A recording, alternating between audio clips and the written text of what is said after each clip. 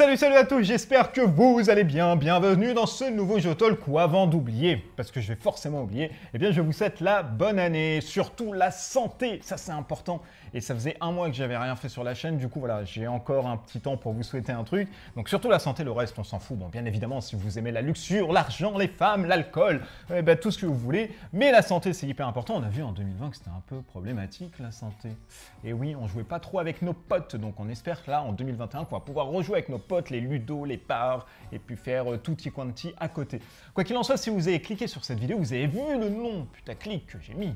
Les jeux 2020, mais qu'est-ce que ça veut dire? Alors ce ne sont pas les jeux sortis en 2020, peut-être que pour certains il va y en avoir ici, mais surtout les jeux que j'ai joués en 2020, donc des anciens jeux sortis en solo ou en coopération, des jeux que j'ai joués un peu avec ma femme durant cette année, parce que comme vous le savez, crise sanitaire oblige, on était un peu confinés, et nombreux sont les personnes qui m'ont demandé par message, tiens, on aimerait bien avoir, entre guillemets, un top des jeux que tu as joués là, dans l'année 2020, ou alors ce que tu as pu faire, etc. Voilà, je vous ai fait une vidéo directement là-dessus. Sachez qu'à la fin de cette vidéo, pas à la fin, mais quand ça sera fini, eh bien, je vais vous montrer ce qui arrive sur la chaîne et vous allez voir, il y a de bonnes choses qui arrivent sur la chaîne. C'est maintenant, c'est tout de suite, et c'est le générique.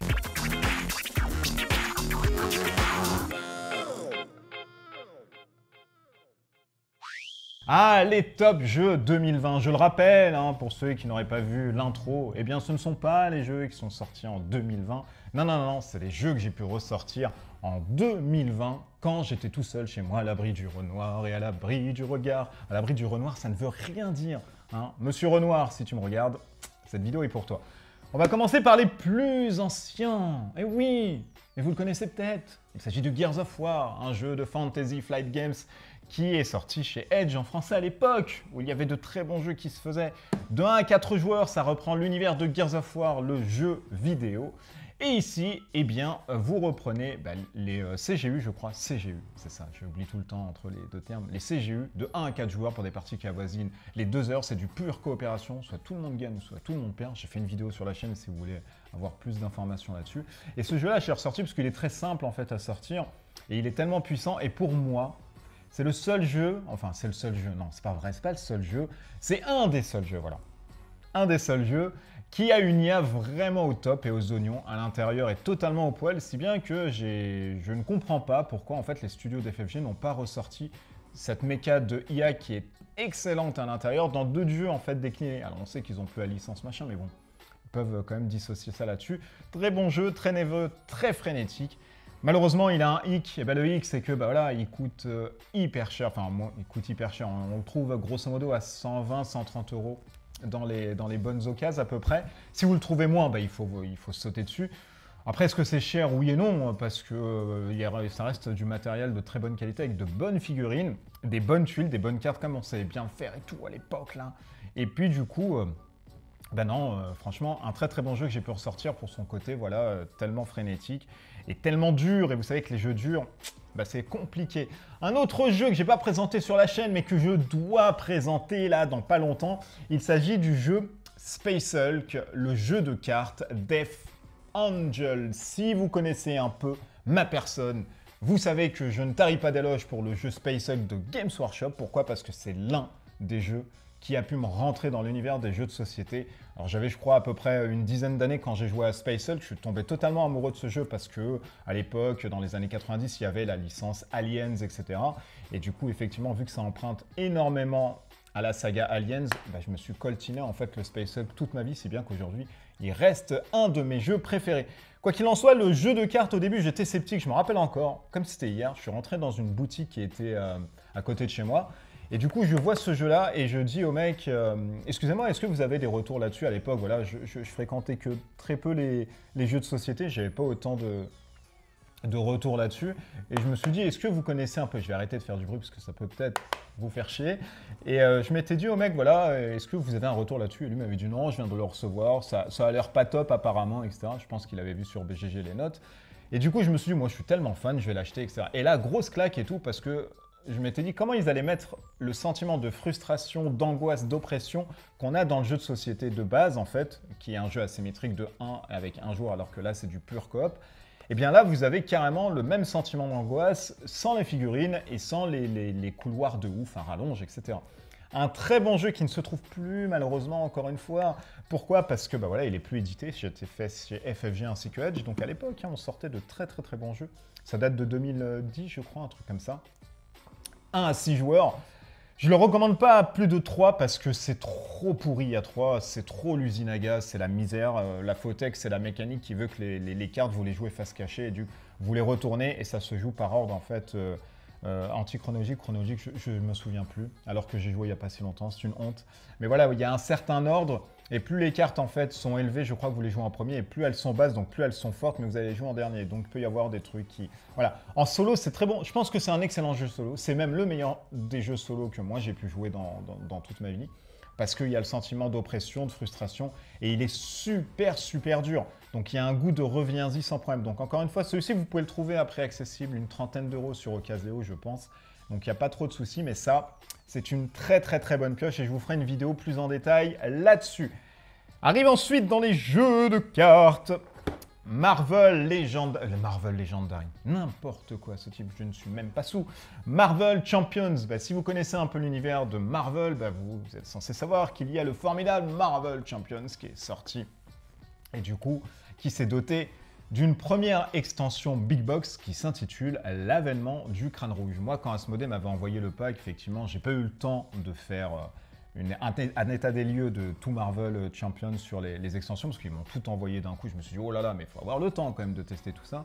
Et c'est vrai que durant l'année 2020, j'ai repris, moi, Marvel Champions, et j'ai pu réessayer les différentes extensions. Donc j'ai pu essayer Miss Marvel qui est là, j'ai pu essayer bien évidemment les dernières, les Hulk,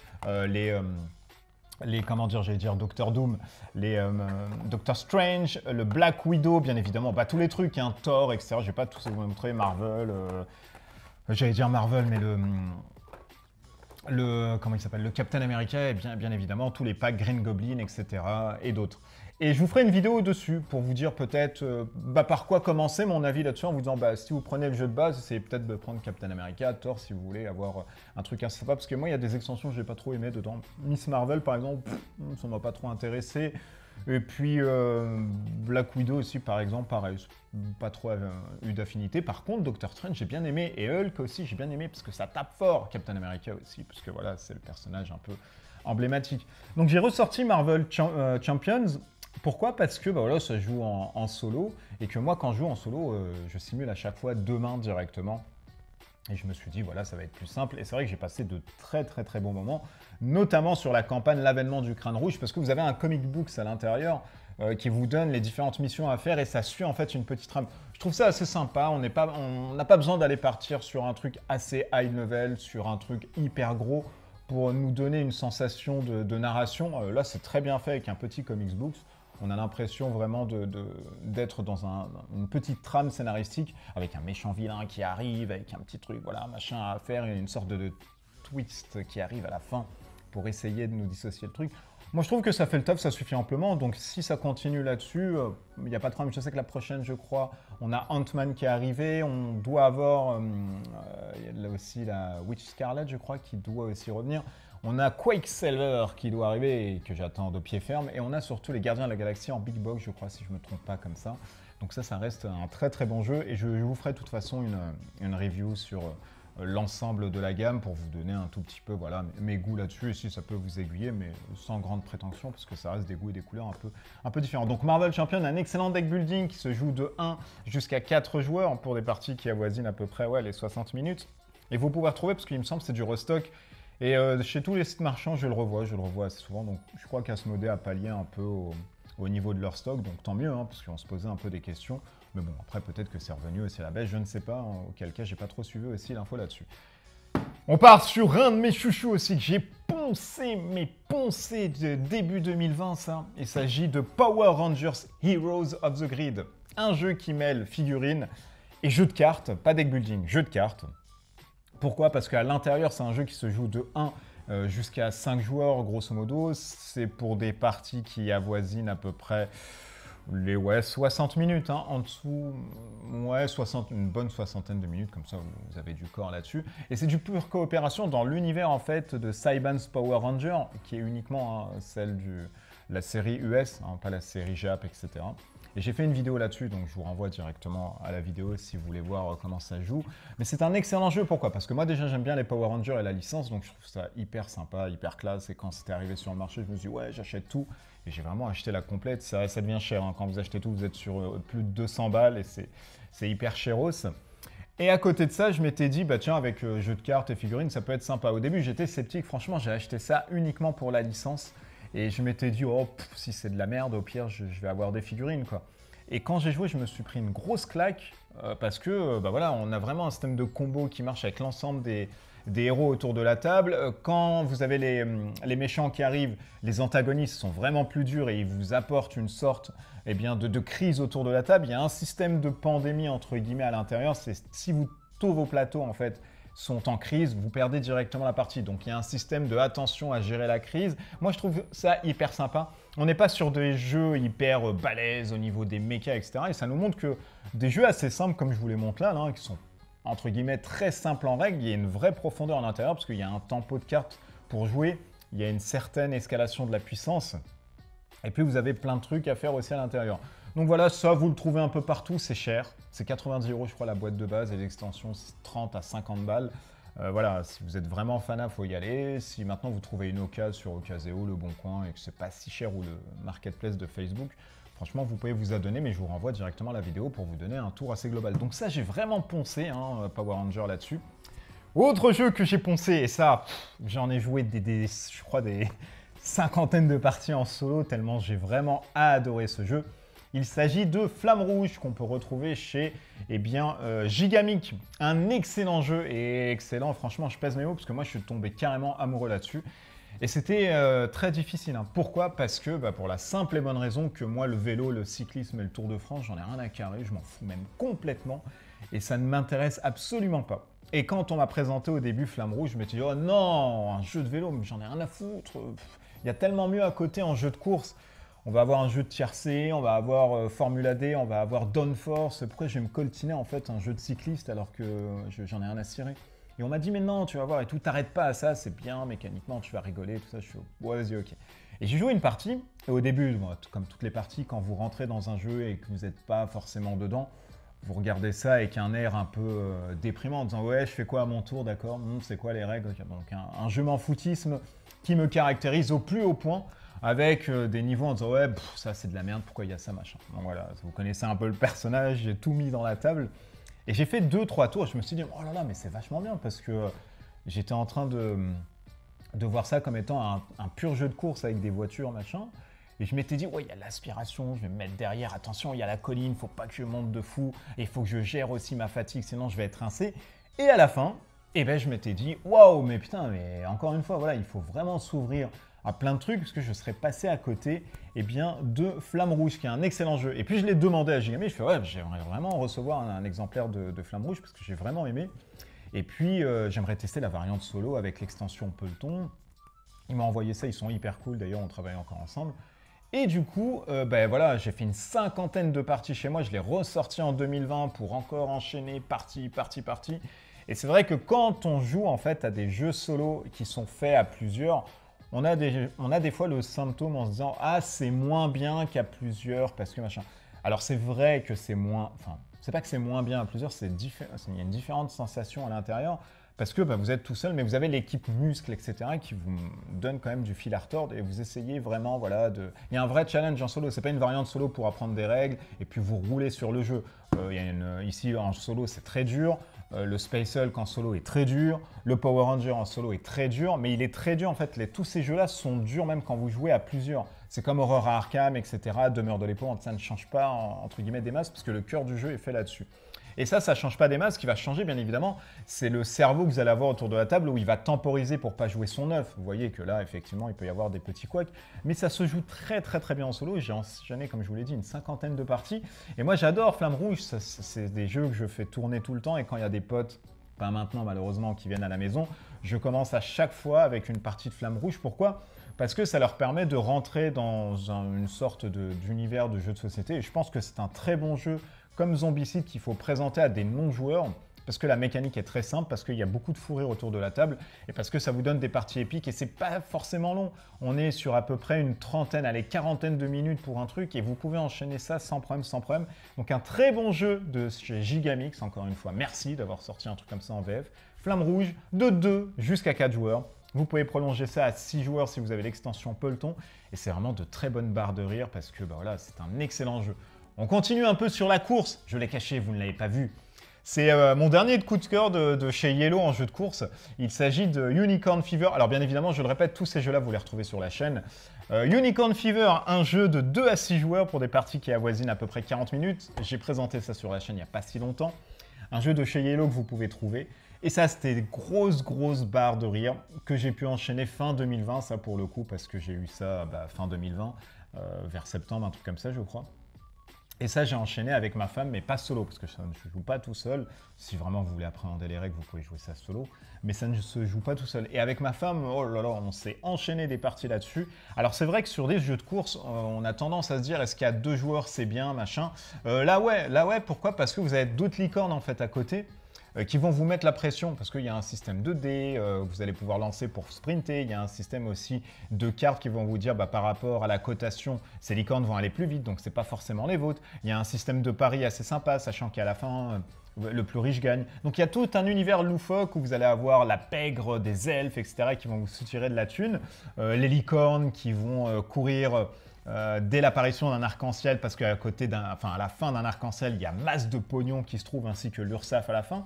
Et du coup, ça c'est hyper sympa. C'est un très bon jeu si vous voulez jouer avec des enfants, tout comme Flamme Rouge, si vous voulez jouer avec des enfants, je le rappelle, c'est un très bon jeu. Là, c'est un peu plus peut-être compliqué pour des gosses, mais les 2 jeux-là se prêtent vraiment à des gosses, et enfin jouer avec des enfants plus précisément, et c'est vrai que c'est très sympa. Donc moi je recommande vraiment Unicorn Fever, et c'est des jeux que j'ai vraiment poncé si vous aimez voilà, les jeux de course sans vous prendre la tête, avec un système de pari, de stop ou encore, et tout comme Flamme Rouge, hein, ce sont d'excellents d'autres jeux.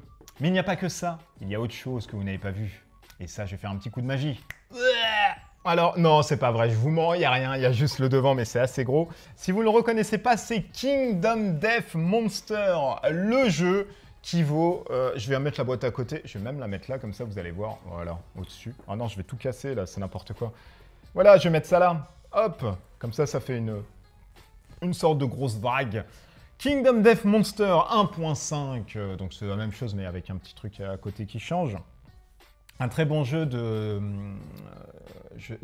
Monsieur Putz, ou Putz, je sais plus. Et je vois que ma boîte est cassée là. Oh, elle a pris un coup. Bon, c'est pas bien grave. Et ce jeu-là, je l'ai ressorti. Pourquoi? Parce que il se demande du temps. Et malheureusement, les jeux comme ça, pour les sortir, il faut y aller, il faut avoir du temps. Et durant le confinement, il s'avère que nous avons eu beaucoup de temps. Et c'est un jeu que j'ai pu ressortir pour faire plein de campagnes. C'est pas vrai, j'en ai fait à peu près 3. Mais vu que c'est des années lanternes à chaque fois, ça vous prend vraiment au tripes. Et le jeu est très dur au niveau de la sauvagerie. Vous allez perdre énormément. Et je suis en train de voir, là à côté, ça me chafouine de voir un petit pétouille sur ma boîte à 300 balles, qui m'a coûté même plus de 1000 balles avec toutes les extensions. Donc c'est un jeu qui est fait de 1 jusqu'à 4 joueurs pour des parties qui avoisinent sur un showdown. Ce qu'on appelle showdown, en fait, c'est une sorte de bataille que vous allez avoir quand vous allez rencontrer un monstre ou alors quand vous allez partir à la chasse, puisque ce jeu a le but de vous proposer de gérer une colonie, et dès que vous n'avez plus d'humains dans votre colonie, tout le monde est mort, la population arrive à 0, vous perdez, vous recommencez tout à 0. Et c'est un jeu où vous allez recommencer à chaque fois parce qu'il est vraiment dur. Et c'est un univers un peu à la Berserk, assez sombre de type manga, avec beaucoup de violence, beaucoup de sexualité, que ce soit sur les figurines ou sur les illustrations. Donc c'est vraiment pas à mettre dans toutes les bonnes mimines. Et c'est un jeu qui est totalement très cher. De par son contenu, il est riche, et de par aussi son prix qui est assez élevé, mais de par aussi ses sculptures de figurines qui sont vraiment très top. J'ai été vraiment ébloui de par la qualité de la sculpture des figurines. Pardon. Si bien que pour moi, le top des figurines, ça reste Games Workshop avec leur moulure, etc., leur plastique assez rigide. Et là, franchement, c'est assez sympa. On reviendra uniquement peut-être sûrement, sur l'aspect collage de figurines et assemblage. Pourquoi? Parce que c'est chiant, des fois il faut assembler une messe de jeu, des fois c'est juste un pouce, c'est relou, et franchement ça nous prend la tête pour pas grand chose, mais à la fin c'est vraiment sympa. Donc ça, j'en ai enchaîné à peu près, j'ai fait 4 campagnes qui m'ont pris à peu près une 50aine d'heures. étalonné sur le temps. Et c'est vrai que c'est un jeu que je ressors pas souvent. Pourquoi? Parce qu'il prend énormément de place. Donc ma table là que vous voyez, en fait j'ai 2 tables chez moi. J'ai une grande table mais vraiment de port où je peux faire un banquet de 20 personnes. Et ça c'est uniquement pour le plateau et l'ensemble des cartes et des figurines. Et cette table que vous voyez où je tourne en fait, qui est la table d'appoint dans mon salon où je mange comme ça avec ma femme devant YouTube ou Arte pour voir des trucs ou d'autres films. Et je vous raconte un peu ma vie, c'est normal. Et du coup, celle-ci, c'est fait uniquement pour les ressources. Donc, vous voyez, il me faut limite en fait 2 tables pour être hyper large, hyper tranquille. Et quand je le ressors, en fait, il faut que ça reste grosso modo 1, 2, limite 3 semaines pour rentabiliser le truc. C'est pas comme un jeu où vous allez ouvrir la boîte, mettre le plateau et ensuite vous allez enchaîner des parties, refermer et ressortir ça le lendemain. Ça, franchement, si je dois le ressortir le lendemain, je suis dégoûté, je le laisse à côté au placard parce que c'est trop, je peux pas, c'est trop compliqué. Donc voilà, quand je le mets en place, je joue, je le ponce, je le ponce, je le ponce. Et ensuite, je le fais. D'ailleurs, j'ai commencé avec Kingdom Death Monster. Ça, vous pouvez le trouver, mais c'est hyper cher. Hein. C'est 300 balles. Donc, vous regardez sur les sites d'occasion, il y en a qui le revendent. Ils n'ont pas le temps d'y jouer, machin, parce que ça demande vraiment, vraiment du temps et c'est très chronophage. Et ça demande de l'investissement. Et ceux qui jouent à ça ne jouent qu'à ça, en fait, et ils n'achètent plus de jeux de société. Donc voilà, c'est un parti pris. Après, vous faites comme vous voulez, parce que le jeu reste assez cher. Donc j'ai commencé avec ça, et ensuite j'ai décliné un peu partout. Les derniers que j'ai pu jouer, ça va être de la course, parce que c'est rapide, ou alors j'en enchaîne une le soir et je referme. Et puis les jeux de cartes que vous voyez, du type Marvel Champions, ainsi que Space Hulk, j'en fais une partie, soit à midi durant la pause déj, ou alors soit le soir comme ça, quand j'ai du mal à trouver le sommeil, je me fais une partie de Marvel Champions, je sors un Nemesis, hop hop, je mets en place, c'est rapide, c'est 5 minutes, on joue, on se fait défoncer, on pleure et puis on gagne, on est content. Donc voilà, ça c'est les jeux que j'ai pu poncer en 2020. J'espère que ça vous donne des idées. Si vous avez découvert des trucs, bah tant mieux. Si vous n'avez pas découvert des trucs, bah tant pis, ça vous a permis de voir une autre vidéo en 3 semaines maintenant sur la chaîne. Et n'hésitez pas, vous, à me donner, par contre, moi je suis hyper curieux et friand de vos jeux que vous avez pu poncer durant le confinement en 2020. Ça nous permet de confronter un peu les idées. Je pense que vous allez peut-être pas ressortir les mêmes, peut-être Flamme Rouge et Unicorn, et ainsi que Marvel Champions, puisque c'est ceux qu'on trouve dans le commerce. Après, ces 3-là, c'est un peu, enfin ces 4-là plus précisément, c'est un peu plus délicat là-dessus. Donc voilà, ça m'a permis de faire un état des lieux un peu de ce que j'ai joué en 2020. Et on va passer à la chose la plus reluisante, ce qui arrive en 2021 sur la chaîne très bientôt. Et hop, petit coup de magie, regardez, tout a changé directement, on a de nouvelles boîtes, oh là là, mais comment se fait-il que la magie du montage nous permet de traverser l'espace-temps comme celui-ci? Grosso modo, voilà ce qu'on va trouver sur la chaîne dans pas si longtemps, je pense d'ici semaine prochaine à peu près. Hein. Ça met un peu de temps parce que j'ai mon proto aussi à côté, alors du coup ça me bouffe vraiment pas mal de temps. On va retrouver chez Lucky Duck Games déjà le Kingdom Rush, la faille temporelle. Je vous en ai parlé un peu il y a fort longtemps quand la campagne Kickstarter avait commencé pour la première boîte de base, le premier corset, la première version. Avec aussi Chronicle of Crime 1400, donc ça je vous en ai parlé, les deux là. C'est ceux que vous allez retrouver, alors peut-être pas prochainement, je sais pas, il faut vraiment que je teste ça. Alors je sais que ça va aller vite parce que les deux, j'ai pu jouer avec et c'était vraiment pas problématique. Chez Lucky Duck Games, donc ça c'est un jeu coop Tower Defense qui est assez sympa, que j'avais beaucoup aimé moi quand j'ai joué au proto qu'on m'avait envoyé lors de la campagne KS. Et ça, voilà, ça reste du Chronicle of Crime très simple. Je pense que je vais vous faire une vidéo où il y aura les deux directement parce que j'en ai parlé un peu plus et ça va aller très très vite. Mais voilà, je pense qu'il n'y aura pas d'énormément de surprises parce que je connais déjà les deux produits. Et je pense qu'à la fin, voilà, ça va être grosso modo la même chose. J'avais bien apprécié les deux trucs, donc je pense que je vais apprécier aussi ces deux produits finis. Quoi qu'il en soit, n'oubliez pas que, hop, en même temps, je vous donne l'info. Hop, je vais mettre ça comme ça directement. Que que Kingdom Rush, pardon, arrive avec une nouvelle campagne là, de Kickstarter avec un nouveau volet qui va vous permettre d'avoir notamment, apparemment, il y avait des problèmes de rangement. J'ai même pas ouvert ma boîte, vous voyez qu'elle a encore le cello et tout. Il y a des problèmes de rangement apparemment dedans, c'est les retours qui se font un peu sur le web. Et du coup, je pense qu'ils partent sur une campagne avec un set de rangement qui faciliterait le rangement. Je sais pas, c'est les échos un peu que j'ai, donc je vous donne un peu l'info dessus. Si vous avez aimé Kingdom Rush, bah, première version, ils partent sur un nouveau truc, donc peut-être c'est l'occasion un peu de suivre ça chez les Lucky Duck. Ça, c'est chez Lucky Duck. Ensuite, chez Nuts Publishing, vous allez avoir pas le deck building, c'est pas vrai, c'est un jeu de cartes style Magic. Il s'agit de 1066, pardon, dans la fureur et le sang. C'est un jeu uniquement de 1 à 2 joueurs pour des parties qui avoisinent à peu près les 35, allez, 40, je sais pas, 40 minutes. Moi, j'ai fait des parties en solo. J'ai pas encore joué à deux à ça, il faudrait que je teste ça avec ma femme pour vous donner un aperçu à deux. Mais ça représente en fait la bataille de Hastings et ça vous met en opposition le camp en fait des Anglais ainsi que des Normands avec, je crois, comment il s'appelle déjà le Saxon, je sais plus le nom parce que je retiens pas. Mais ça, c'est un très très bon jeu d'histoire parce qu'à la fois vous allez reprendre la bataille qui s'est passée. Et vous allez avoir aussi un système de gameplay à la Magic. Donc si vous aimez Magic, je pense que vous allez vraiment aimer ça. On n'a pas de coup de mana. Quand je dis Magic, c'est vraiment sur l'effet des cartes, etc. On n'a pas de coup de mana dedans. Mais vous allez voir que ça reste un jeu assez sympa. En solo, moins sympa qu'à deux. À deux, c'est vraiment très très cool. Et chez Nuts aussi, ça je l'ai présenté il fut un temps, mais je vais vous le représenter parce que c'est en VF.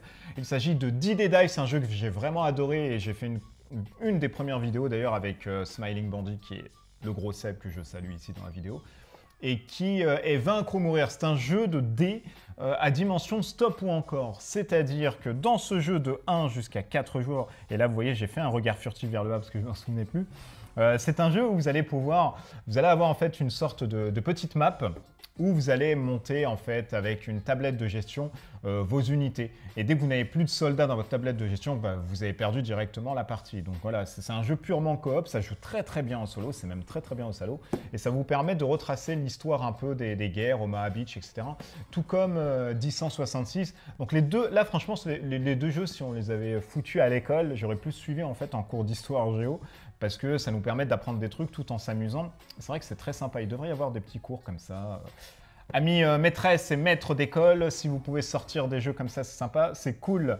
Donc voilà, ça je vais vous en parler. De très bons jeux chez Nuts qui nous ont fait en plus le Subterra que vraiment j'adore en français aussi. Donc voilà, ça arrivera en français. Chez Yellow, on va avoir Monolight, pas Moonlight, ça ne veut rien dire, sinon Monolight Arena. Je ne l'ai pas encore déballé, il faut que je le déballe, j'ai pas encore pris le temps. C'est de 2 à 4 joueurs pour des parties de 30 minutes et ça représente grosso modo le Neuroshima X. Alors ça, je ne l'ai pas demandé. C'est en fait Yellow, suite à la vidéo de Neuroshima, quand je me suis posé des questions en me disant mais pourquoi et tout, Yellow n'a pas suivi, donc ils sont revenus, ils m'ont dit écoute voilà les interrogations c'est ça, ça, ça. J'ai fait ah ok cool, ils m'ont fait par contre on n'a plus Neuroshima X, mais on a Monolight Arena, c'est à peu près la même chose, c'est le même mec qui a fait en fait Neuroshima X, qui est Ozach, je sais plus, voilà c'est ça, Oradz, j'oublie tout le temps ce nom polonais, ou alors Kroate, je ne sais pas. Et du coup, ils me l'ont envoyé, donc merci à eux. Et je vais essayer de vous faire une vidéo là. D'ailleurs, prochainement, il faut que je teste. Mais de ce que je vois en fait et de ce que j'ai vu, c'est à peu près le même truc. Hein. Vous allez avoir en fait des plaines au lieu des cités. Vous allez positionner vos petits diagrammes, etc. Il y a 4 empires dedans. Il y a l'empire des dragons, celui du royaume, celui de la forêt et des abysses. Donc ça permet vraiment d'avoir des bonnes parties sympas. Après, c'est vrai que moi, le thème me porte pas plus comme Neuroshima, où là, c'était du steam... Enfin, pas du steampunk, mais du punk à la Mad Max. Ça me parle plus que des trucs comme ça, draconien, machin. Mais bon, je vais quand même tester, vous faire un retour là-dessus sur la méca et puis sur l'univers. Arrivera chez Gale Force 9, Dune, la réédition d'un jeu de 70 que je n'ai pas connu. Que j'ai dû me documenter en fait avant de jouer à celui-ci pour voir grosso modo ce qui allait pouvoir changer. Donc au-delà d'une refonte graphique, il n'y a pas tellement de trucs qui ont changé dessus. Sachant qu'il y a plein de jeux là qui vont sortir sur Dune. Il y a celui-ci en version française de Gale Force 9 de 2 à 6 joueurs pour des parties de minimum 2 heures, 2 heures et demie. C'est impossible d'aller en dessous sauf si vraiment vous ne jouez pas au jeu et vous jetez tous les pions. Et c'est un jeu de trahison, de complot et de coups de salopard et de coups de fusil sous la jaquette et sous le manteau. C'est un jeu basé là-dessus, sur voilà, la trahison, le fait de jouer diplomate ou pas que ce soit. Et il ne faut pas être frustré de perdre sur un mauvais lancer de dés ou alors une mauvaise décision ou alors une trahison qui arrivera à la fin de la partie parce que malheureusement ce jeu est focalisé là-dessus. Je vous ferai un retour là-dessus, c'est sympa, c'est pas non plus la grande Astrada du siècle, mais bon c'est sympa. Et le dernier jeu moi que je me suis procuré parce qu'ils ont tardé à l'envoyer, c'est toujours chez Gale Force 9. Alors est-ce que ça va être traduit en français? Parce qu'il s'agit de Aliens, Another Glorious Day in the Corps. Un jeu coopératif de 1 jusqu'à 4 joueurs pour des parties qui avoisinent à peu près les 60 de minutes, si je ne dis pas de bêtises. Je ne l'ai pas encore testé parce que j'attends un certain Pete Peterson qui doit venir tester avec ça avec moi. Et je l'attends, du coup, j'espère que ça va arriver très vite. Sinon, bah, malheureusement, je vais devoir faire la vidéo tout seul. Et c'est regrettable, mon petit Pete. Donc, à travers de cette vidéo, je te lance un message subliminal de venir le plus rapidement possible. Et du coup, c'est un jeu. Alors, moi, j'ai juste ouvert pour lire un peu les règles et pour monter les figurines, parce qu'il y a des figurines à monter. Figurines déjà hein, fastidieuses à monter au niveau des aliens, c'est chiant au niveau de la queue. Et c'est un jeu qui va vous permettre de retracer en fait le film Alien 2.